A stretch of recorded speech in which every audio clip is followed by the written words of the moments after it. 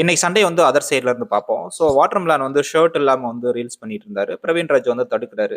Okay அவர் captain தடுக்கிறாரு. இவர் shirt இல்லாம பண்றது தப்பு. ஓகே. கனி வந்து ஒரு வார்த்தை சொல்லுவாங்க. ஷர்ட் இல்லாம பண்ணாதீங்க. ரொம்ப இன்டீசென்ட்டா இருக்கு அப்படின்னு. இன்டீசென்ட்டா இருக்கிறத பத்தி கனி எப்படி சொல்றதுக்கு அவங்களுக்கு என்ன தகுதி இருக்கு?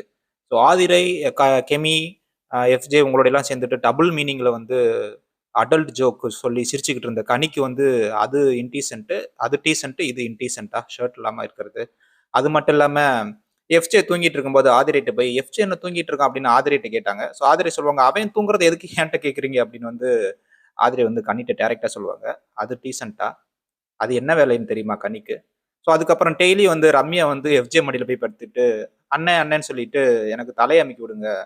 அ தலை வலிக்குது அப்படின்னு டெய்லி அந்த வேலைய பண்ணிட்டு இருக்கு. அது டீசென்ட்டு, இது இன்டீசென்ட்டா? கனி ஆனா ஆக்சுவலி உங்களுக்கு வந்து டெலிவிஷன் சப்போர்ட் இருக்கிறதுனால, நீங்க வந்து இதோட 4 வாரம் வந்து வந்துட்டீங்க. மேபி 15த் வீக் வர நீங்க போக வாய்ப்பு இருக்கு. அதுக்காக நீங்க சொல்றது எல்லாமே கரெக்ட் அப்படின்னு வந்து நம்புறதுக்கு நாங்கள் ஒண்ணும் முட்டாள் கிடையாது. உங்களுக்கு ஒரு கேங் வந்து ஃபார்ம் ஆயிருக்கு. ஸோ அது இன்னைக்கு நல்லாவே தெரிஞ்சது. ஸோ உங்கள சொன்ன உடனே சபரி வராரு, எஃப்ஜே வராரு, எல்லாரும் வந்தாங்க பார்க்குறோம். விஜய் டிவியும் வரும். ஏன் நம்ம விஜய் சேதுபதியும் வருவாரு. அதுக்காக நீங்க பண்றது எல்லாமே ரைட் கிடையாது. நீங்க பண்றது இன்டீஸ்